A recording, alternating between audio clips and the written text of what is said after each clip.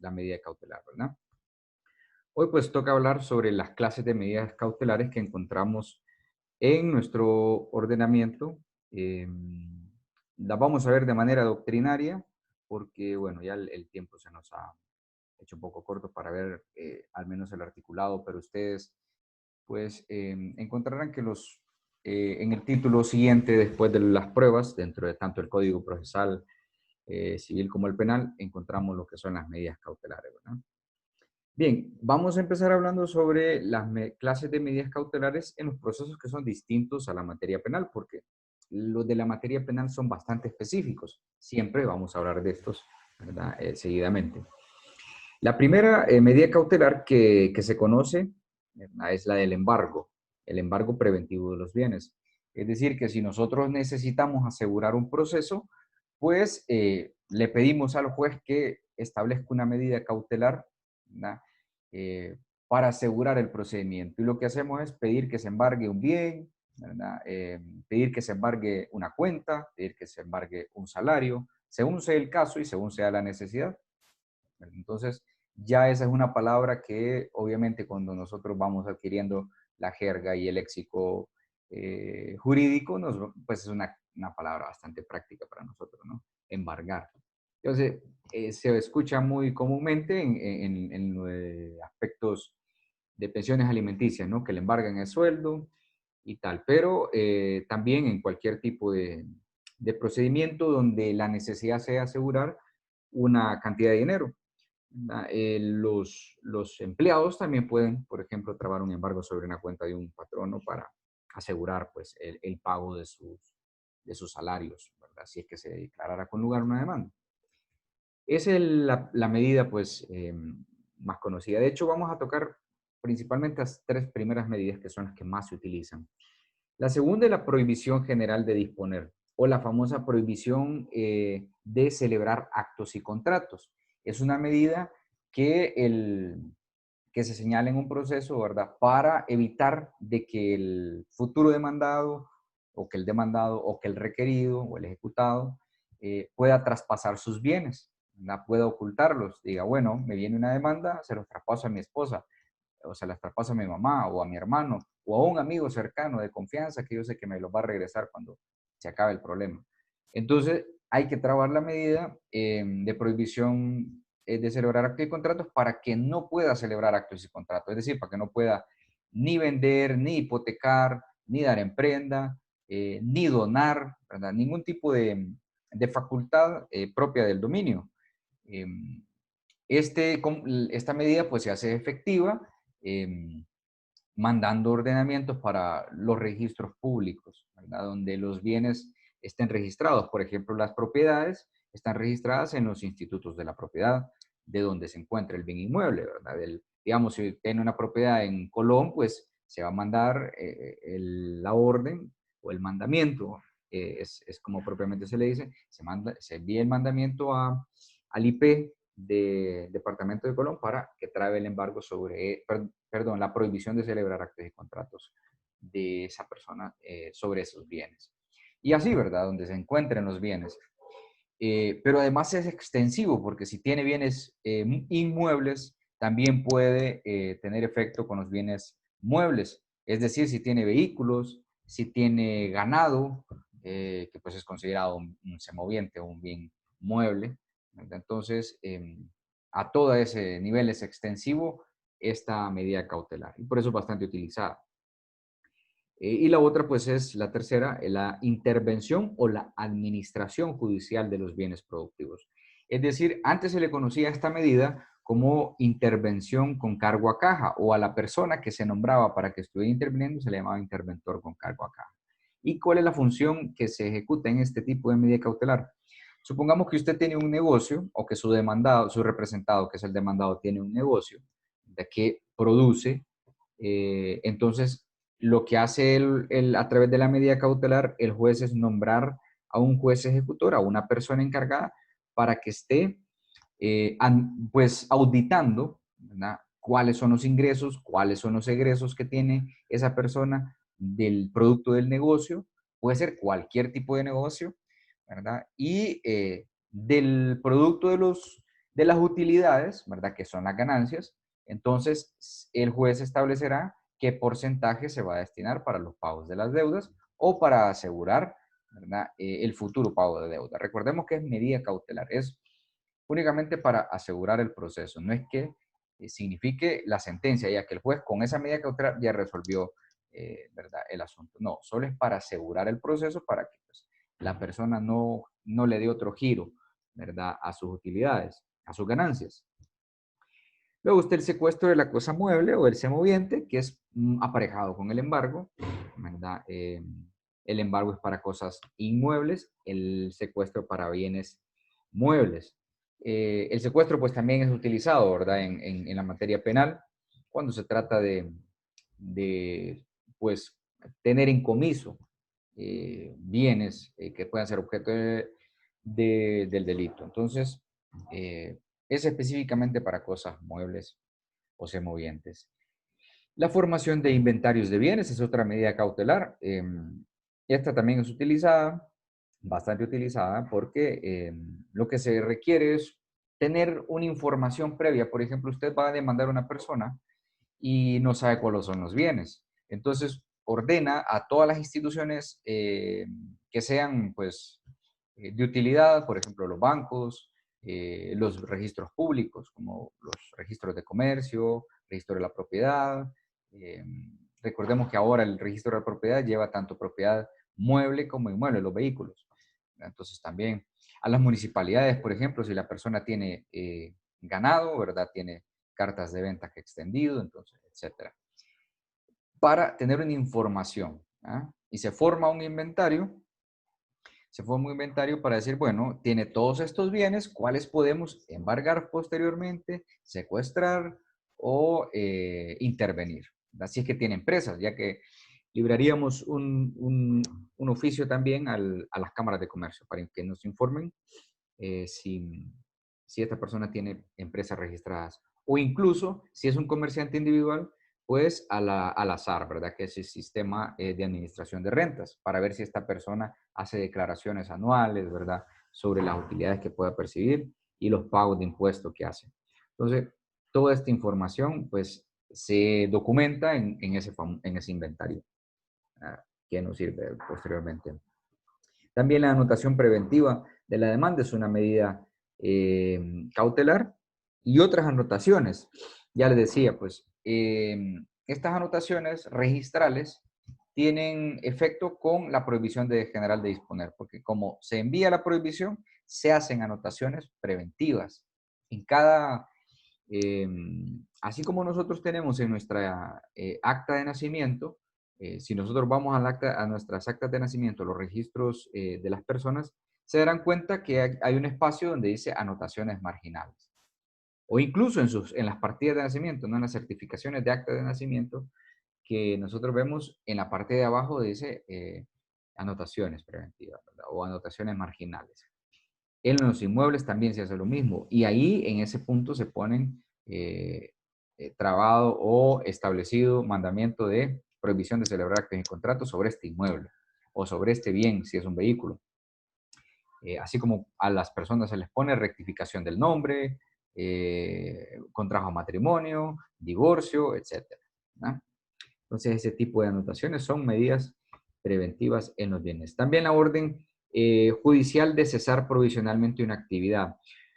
En aquellos casos donde, por ejemplo, un trámite o un proceso de una competencia desleal en materia civil, ¿verdad? O un litigio por una propiedad intelectual, para definir a quién le corresponde la identidad de una marca o de un nombre comercial, entonces se puede mandar a trabar el cese provisional de las actividades o el abstenerse temporalmente de realizar ciertas actividades comerciales, ¿verdad? Prohibición temporal, etcétera. Entonces, es una cesación provisional. Entonces, previo a demandar, pues obviamente el que solicita, el solicitante de la medida cautelar debe acreditar justificadamente las razones por las cuales pide esa medida, ¿verdad? Pero lo que hace pues el juez es ordenar que hay una suspensión de las actividades para que pues, no se siga vulnerando algún derecho que se pretende tutelar. También está pues la Ok. intervención. Diga. Sí, sí. Con respecto a eso de Ujú. el momento para solicitar las medidas cautelares, en el artículo 352 dice que se podrán solicitar y adoptar en cualquier Proceso. Ujú. estado del proceso Sí, sí. e incluso antes de haber iniciado. Exacto. Y Sí. dice que en este último caso las medidas cautelares caducarán de pleno derecho si no se presentare la Ujú. demanda dentro de los 10 días Ujú. de cumplidas, condenándose en tal caso a peticionario del pago de todos los gastos Los del gastos. proceso y de los daños y perjuicios causados. Ujú.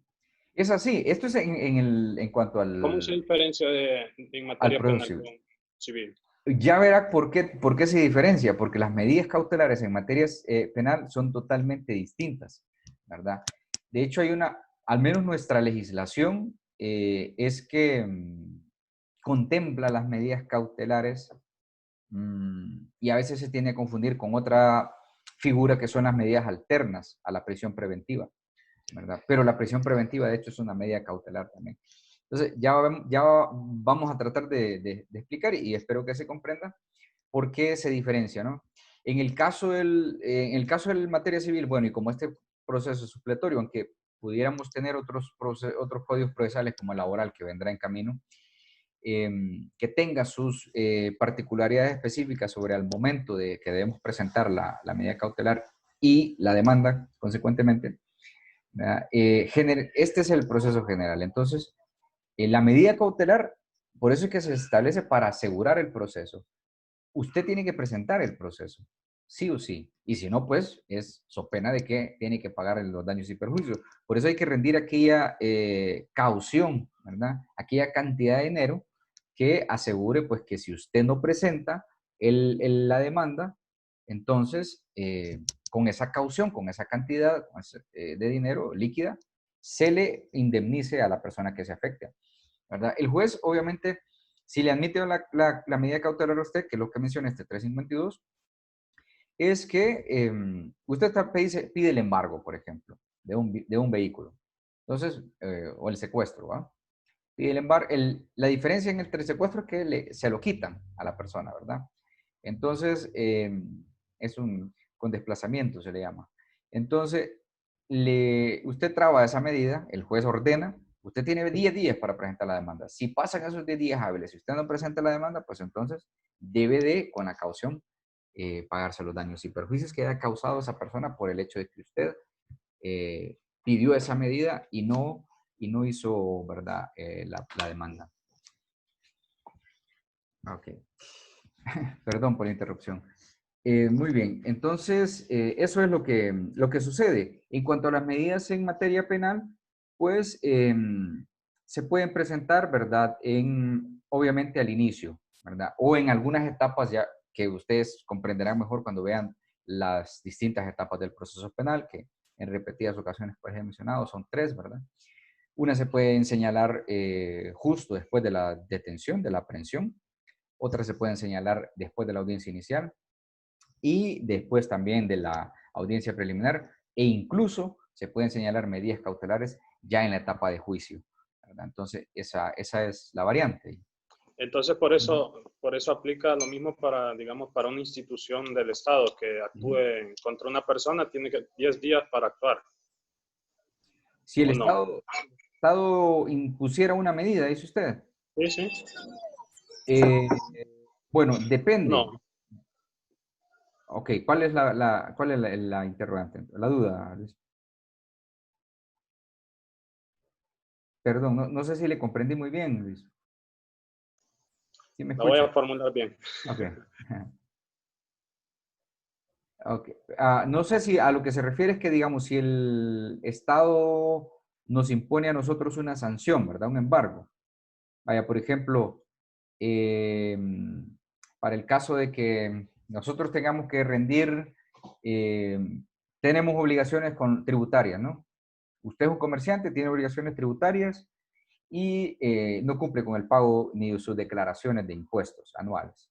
Viene aquí aquí, bueno, de hecho, el mismo derecho tributario le otorga facultades específicas al Servicio de Administración de Rentas, que, por ejemplo, le cese provisionalmente su actividad comercial, le cierre el negocio, ¿verdad? Eso representa algo perjudicial para usted, definitivamente. Es una medida cautelar. No significa que usted no va a poder seguir después ejecutando su actividad comercial. Usted después, eh, habiendo solventado, ¿verdad?, ese impasse de que no se hizo la declaración, pagando las multas, pues usted podrá volver a su actividad comercial sin ningún problema. Como si nada hubiera pasado, de hecho, ¿verdad? Pero no sé si es por ahí que va su Sí, interrogante, a eso. ¿verdad? Sí, eso es Así una, va orientado. esa es una medida cautelar, ¿verdad? Que interpone similar a esta que miramos en el numeral 7, ¿verdad? También son medidas cautelares, solo que en procedimiento administrativo, ¿verdad? Y la orden la puede dar el funcionario, el funcionario del Estado competente para eso, que son los oficiales del azar. En ese caso, el Estado nunca va a rendir caución. El Estado es el único exento de rendir cauciones, porque el objetivo de rendir una caución, ¿verdad?, es que usted va a actuar con la apariencia de buen derecho, de que usted lo está haciendo con buenas intenciones, diremos entre comillas, ¿verdad? Porque lo que quiere es asegurar un derecho que usted cree le asiste. En cambio, el Estado se entiende que es el único solvente. O sea, no tiene por qué rendirle a usted una caución de pago de daños y perjuicios, porque el derecho que le pueda ir a reclamar, se entenderá, es en beneficio de toda la sociedad hondureña, ¿verdad? Representa a todo el pueblo. Entonces, el hecho de que yo, por ejemplo, no pague mis impuestos, no haga mi declaración, eso representa una afectación para los restantes 9 millones de habitantes del país. Entonces, por eso no, el Estado nunca va a rendir caución, porque se considera el único solvente, ¿verdad? De ahí todos los demás debemos rendir caución. Esas son las medidas de seguridad, ¿no? Es una medida de seguridad, ¿verdad? Es una medida cautelar, realmente, una medida cautelar en procedimiento tributario, ¿verdad? Un procedimiento administrativo especial. Derecho tributario seguramente si no han llevado, pues van a tocar estos puntos, ¿verdad? Gracias, Juan. Listo. Bueno, en el numeral 8 teníamos la intervención y depósito de ingresos, ¿verdad?, obtenidos mediante una actividad, ¿verdad?, que se puede considerar ilícita. Esta, pues, es una medida que se utiliza bastante en materia penal, ¿verdad? Que es aquella famosa incautación de bienes. Cuando se declara una medida de incautación de bienes, pues lo primero que hacen es congelarle las cuentas a la gente. Es lo primero. Y después viene de repente el ir a asegurar los bienes físicos, a los vehículos, las casas, los edificios, etc. Pero lo primero es esto, una intervención de la actividad monetaria que pueda tener la persona, de los ingresos, ¿verdad?, de los depósitos. También el depósito temporal de ejemplares de las obras o objetos que se reputen producidos por una infracción. En el caso de la propiedad intelectual, por ejemplo, si la creación de obras literarias o el material de piratería, ¿verdad?, cuando se comete piratería, y aquí pues si hablamos de piratería en Latinoamérica, es un tema, ¿verdad?, bastante complejo, porque en toda la Latinoamérica que vamos a ver nosotros la producción de material pirata. Pero lo que sucede, ¿verdad?, es la imposición de esta medida, el depósito temporal, o sea, se retiene toda esa obra, ¿verdad? Se suspende la producción, ¿verdad? Y hasta que se pueda reclamar por el propietario, ¿no?, de esa obra. Y la suspensión de acuerdos sociales impugnados. Este es en materia mercantil, que se suspende los acuerdos sociales, pues son todos esos contratos societarios.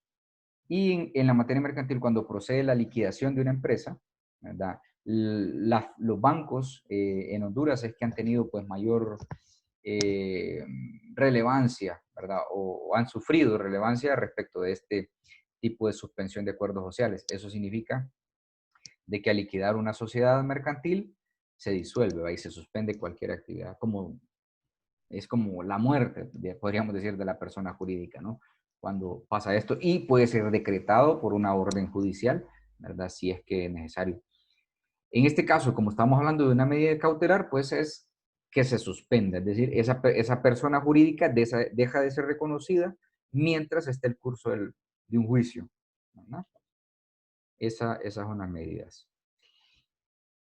Bueno, les comentaba que, bueno, teníamos un poquito algunos apuntes puntuales de las más utilizadas.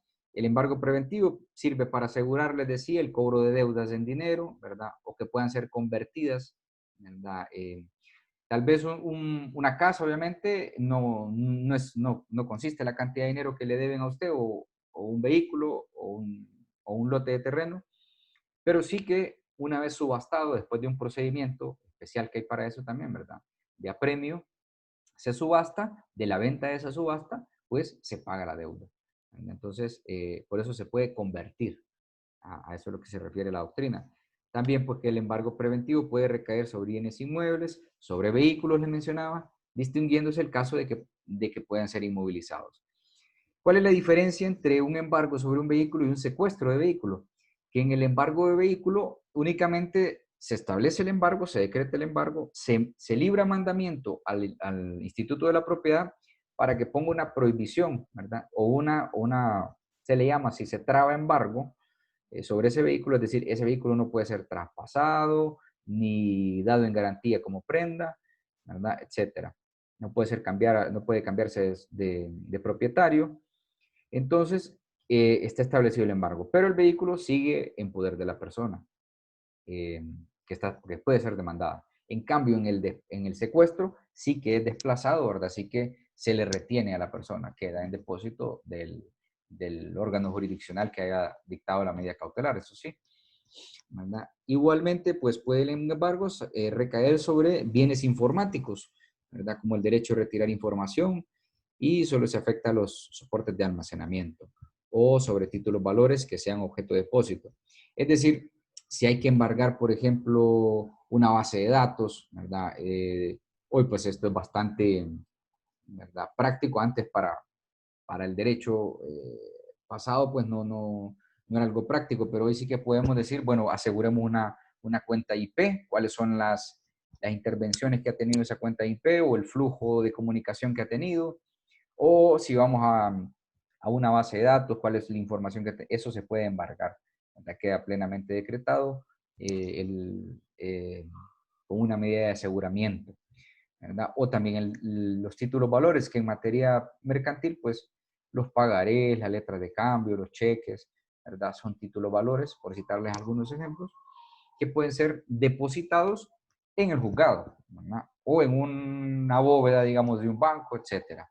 Siempre que el juez busque, ¿verdad? Una medida, pues, diríamos, para asegurar que no vaya a sufrir ninguna afectación.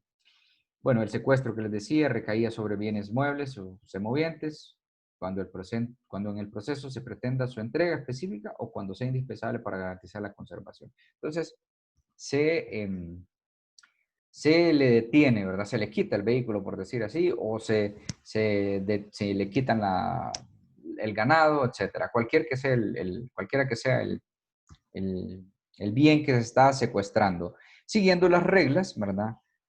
Como establece aquí la doctrina, las reglas referidas al embargo. Entonces, casi que es el mismo procedimiento.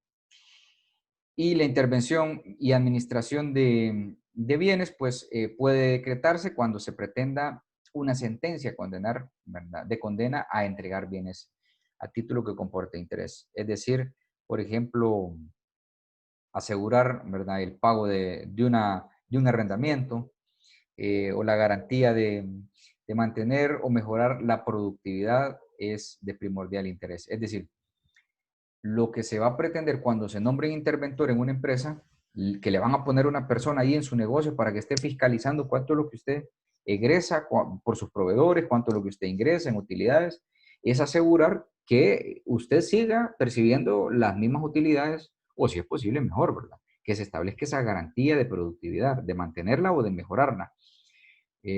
Porque puede pasar de que la persona que siendo afectada con la medida cautelar quiera pues bajar las ventas para decir, bueno, como bajo las ventas, mire cuáles son mis egresos casi que pues lo que me quede solo para ir sobreviviendo, entonces el juez va a decir, no le puedo quitar los alimentos de esos niños que tiene esa persona, ¿verdad? Entonces esa intervención tiene que ir orientada a que se mantenga la producción, que se mantenga la utilidad, la ganancia, o si es posible que se mejore, ¿verdad?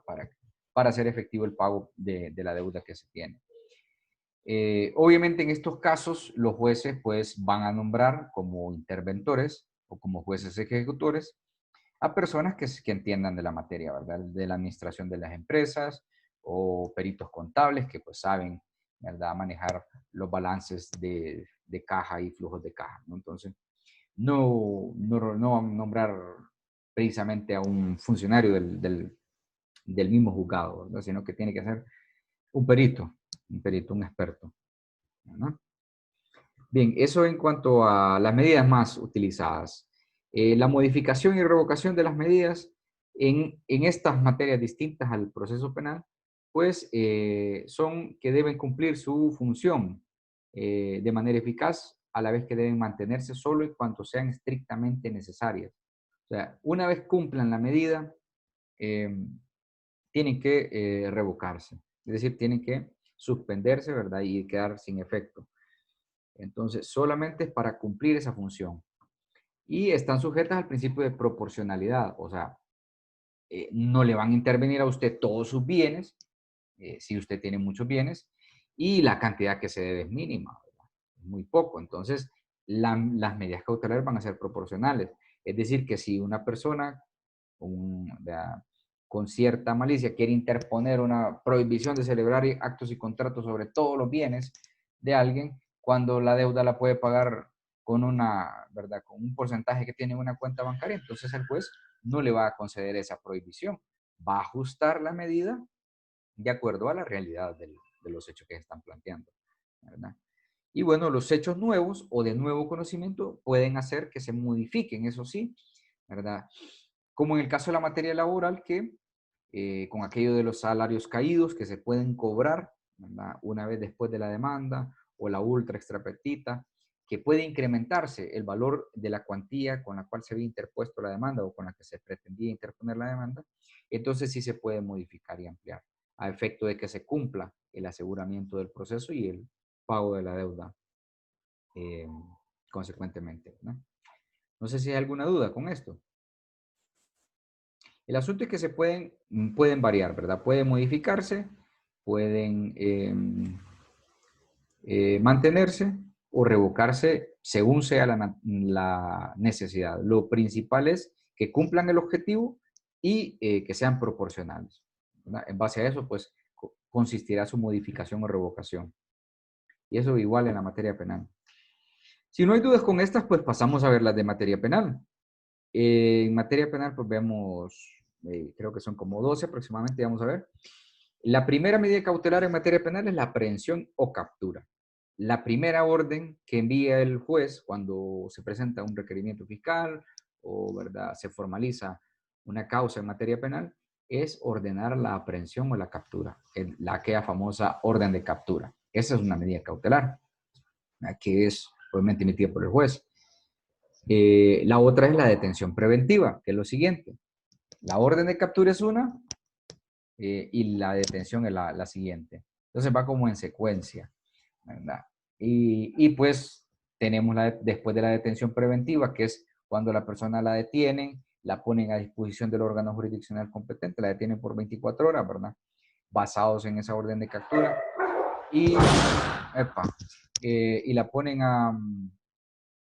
a orden del juez, entonces queda a discreción del juez si ordena la prisión preventiva o una medida distinta, que es lo que les mencionaba, a la prisión preventiva. Entonces a esas medidas también se les llaman medidas alternas a la prisión preventiva, ¿verdad? Que vienen a ser estas siguientes, del 4 y siguientes, ¿verdad? Esto, si lo quieren consultar, pues en el Código Procesal Penal están en el artículo 173 del Código Procesal Penal. Entonces, después de la prisión preventiva, el juez puede decir, bueno, si no le decreto la prisión preventiva, podemos decretar el famoso arresto domiciliario, que es arresto en su propio domicilio en el cual otra persona que lo consienta, ¿verdad?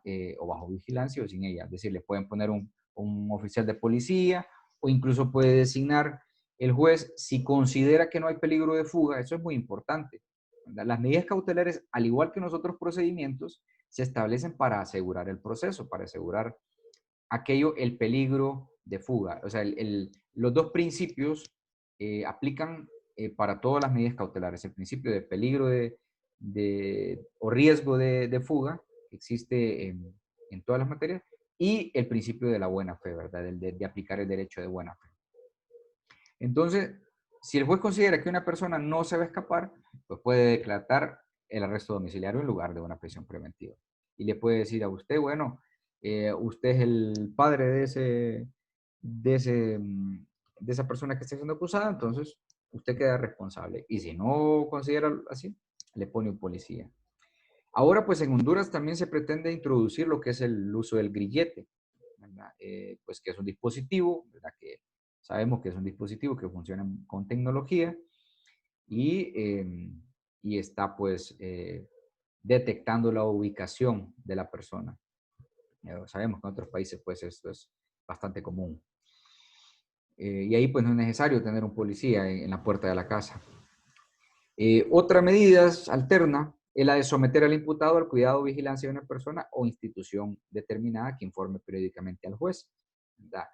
Por ejemplo, le someten a un psicólogo o también a un policía, ¿verdad? Para que esté visitándolo y determinando si está en ese lugar donde designe el juez. O también la otra que va muy parecida, que es esta número 6, que es la obligación del imputado a presentarse periódicamente al juez. Entonces tiene que estar presentándose a firmar un libro, ¿verdad? Normalmente se los ponen una vez por semana, o si no, cada 15 días o una vez al mes, ¿verdad? Tienen que ir las personas a firmar un libro de asistencia de que están atentos, ¿verdad? Para que en cualquier momento, si se reanuda el proceso, pues esté a la orden del juzgado sin necesidad que emitir una orden de aprehensión o de captura, ¿verdad? La otra medida es prohibirle salir al imputado del país, del lugar de residencia o del ámbito territorial. Le pueden permitir a una persona que pueda salir de su casa, pero que no pueda salir de la ciudad o del municipio o del departamento, ¿verdad? O del país. Y si incumple con esta medida, pues le va a dictar otra más rigurosa, ¿no? También prohibirle al imputado concurrir a determinadas reuniones o determinados lugares. Por ejemplo, que le prohíban asistir a discotecas, a bares, a centros pues, donde hay mucha aglomeración de personas, etcétera.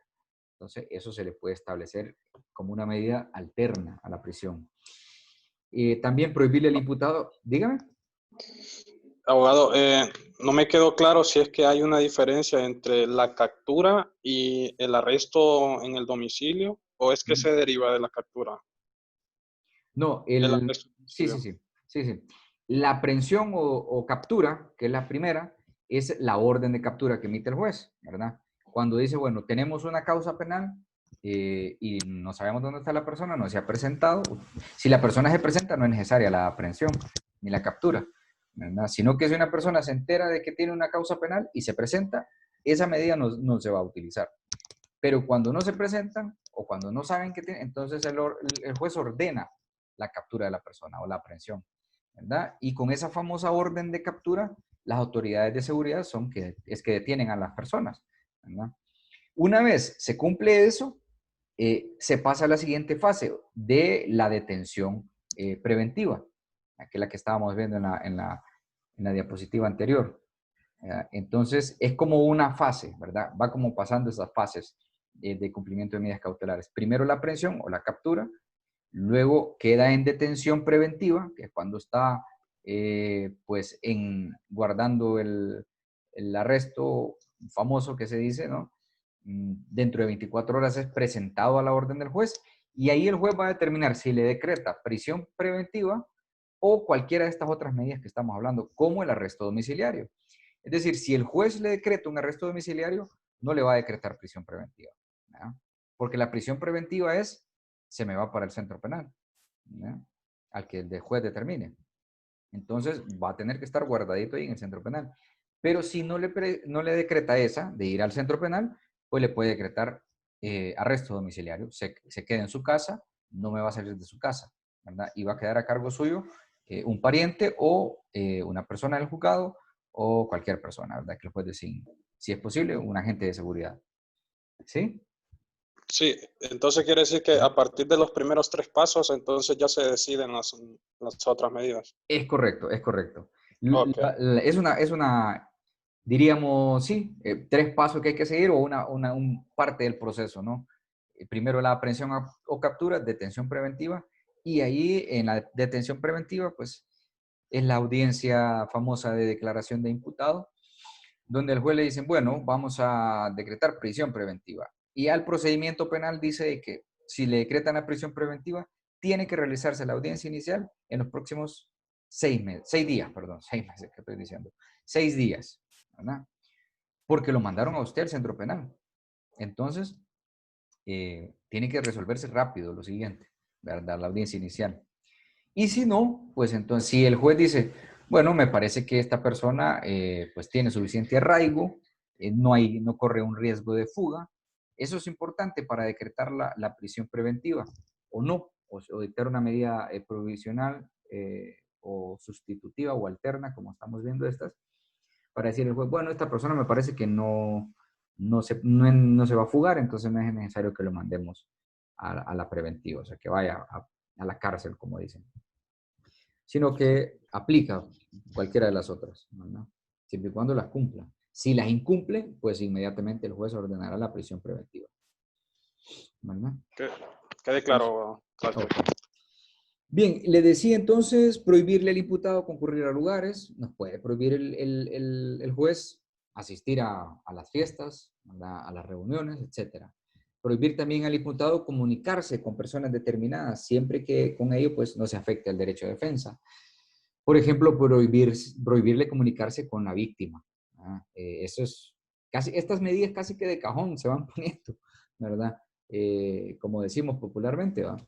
Eh, si es una persona a la que se está afectando, pues se establece esa medida, además de las otras que se puedan establecer, ¿verdad?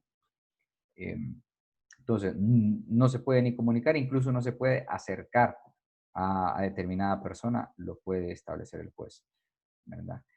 Otra es la constitución a favor del Estado por el propio imputado o por otra persona de cualquiera de las garantías siguientes. Es decir, dejar un depósito, una hipoteca, una prenda o una fianza personal. Entonces, para asegurar el procedimiento penal, le puede decir, bueno, le establezco que tenga que hacer un depósito muy parecido a la caución que se aplica en los otros procedimientos, ¿verdad? Una cantidad de dinero a favor del Estado, ¿verdad? O incluso se puede dejar en hipoteca un bien o en prenda un vehículo, ¿verdad? O incluso una fianza, ¿verdad? Que quede una fianza sería de que pacte en el acto de la audiencia de que se compromete con todos sus bienes presentes y futuros, ¿verdad? Incluso él u otra persona también, a que va a cumplir con el procedimiento, al llamado del juez. Entonces, si se pone una de estas medidas, siempre se va a poner aparejadas con otras, como por ejemplo el no presentarse, el no acercarse a la víctima, ni comunicarse con la víctima, el prohibir salir del país, ¿qué más? El presentarse al juzgado a firmar periódicamente, ¿verdad? Cuando se pone una de estas medidas, siempre se ponen 3 o más, ¿verdad? También el internamiento provisional en un establecimiento psiquiátrico previo dictamen. Si se trata del imputado, una persona especial con, ¿verdad? Pues falencias en sus capacidades mentales, entonces eso obviamente tiene que ser determinado por un dictamen pericial, eh, preferiblemente de un psiquiatra, entonces no se interna en un centro penitenciario, no corresponde, hay que internarlo en un centro psiquiátrico, ¿verdad? Y por último, la suspensión en el ejercicio del cargo cuando se le atribuye un delito contra la administración pública. Es decir, que si el delito lo está cometiendo o la acusación es contra un funcionario público, pues se suspende del cargo, ¿verdad? Eso es las medidas principalmente. En cuanto a la imposición, revocación, reforma sobre estas medidas cautelares en materia penal, lo mismo, hay que justificar, ¿verdad?, la concurrencia de los presupuestos. ¿Verdad? Hay que justificar por qué razones está poniendo esa medida. El juez en su auto, donde decreta las medidas cautelares, tiene que justificar esto, ¿verdad? Y también va a invocar cuáles son los indicios que le determinan, ¿verdad?, a tomar esa decisión. Como le mencionaba, si el juez considera que una persona no tiene suficiente arraigo, ¿verdad?, o sea, que es muy probable que esta persona se pueda dar la fuga, entonces va a dictar prisión preventiva. Pero si con elementos que se han presentado de acuerdo a las investigaciones que ha realizado, pues obviamente el ente acusador puede decir el juez, ok, no determina la prisión preventiva, le vamos a imponer medidas alternas, como las que vimos, ¿no? Entonces, eso es lo importante, que debe justificarse la razón por la cual se está poniendo la medida. Lo otro es que debe tener en cuenta, pues también la idoneidad y proporcionalidad, ¿verdad? Obviamente, si estamos hablando de una acusación contra una persona acusada por sicariato, pues, y que además no tiene ni un trabajo estable, no tiene ni domicilio fijo, eh, y bueno, hay muy pocas referencias familiares de esa persona, lo idóneo es decretar la medida de prisión preventiva, ¿verdad? El juez difícilmente le va a dar otras medidas alternas. Pero si se trata de una persona que, por ejemplo, tiene trabajo estable, tiene suficiente arraigo familiar, es conocido por todo el mundo, o bueno, no por todo el mundo, pero sí por mucha gente, y el delito por el cual se le acusa es un delito pues leve, pues entonces lo idóneo no es aplicar una prisión preventiva, sino una medida alterna, ¿verdad? Eso es lo importante. Y por último, que las medidas adoptadas no durarán más del tiempo que el imprescindible para asegurar los fines. Lo mismo que pasaba con las medidas en las otras materias, ¿verdad? Deben de durar el tiempo estrictamente necesario para el cual fueron impuestas, ¿verdad? Entonces, una vez, por ejemplo, si una persona le impusieron la prohibición de salir del país y se decreta pues que al final un sobreseimiento definitivo o una suspensión de la persecución penal, es decir, que se acabó el asunto, el problema penal para esa persona, hay que suspender de inmediato todas las medidas, ¿verdad? No pueden persistir más tiempo esas medidas para la persona. No sé si hay más dudas con respecto de esta materia penal. Ah, bueno, se me faltaba esta, que la resolución que se imponga sobre la medida cautelar, así como la que rechace o sustituya por otra, se puede revocar o reformarse de oficio o a petición de parte, siempre que se justifique las razones y no importa la etapa del proceso, que es lo que me consultaba también en base a lo referido por el procesal civil, Luis Enrique, ¿verdad? Lo mismo pasa con el procedimiento penal, puede ser en cualquier etapa del proceso, siempre que sea justificado, ¿verdad? Y en este caso puede ser de oficio o a petición de la parte, ¿verdad? Y bueno, no sé si tienen dudas con esas medidas cautelares en materia penal o ha quedado claro. Ha quedado claro, abogado. Bueno. Tengo una consulta sobre el contenido que se evaluará en el examen el día lunes. Bueno, el contenido es lo que empezamos a ver desde la semana, ¿qué? La semana 9, no, la 10, 11, la 9, desde la semana 9, ¿verdad? Estamos Con hablando respecto al, a al, la prueba. al CPC, abogado. Ujú. Sí, usted puede estudiar básicamente que las presentaciones, y en las presentaciones usted ve los artículos, ¿verdad? Que yo he ido citando. Entonces, en base a eso, ¿verdad? Ahorita le confirmo. Sí, prácticamente que este parcial era sobre la prueba y las medidas cautelares. Entonces, sobre eso va a redundar la evaluación, ¿no? Igual para el Código Procesal Penal. Ujú, igual para el Código Procesal Penal. Lo que se haya Okay. citado del Código Procesal Penal eh, es objeto de evaluación, igual que el del procesal civil. Sí, sí, empezamos. Sí, las costas procesales les dije que no iban a entrar, ¿verdad?, en la evaluación.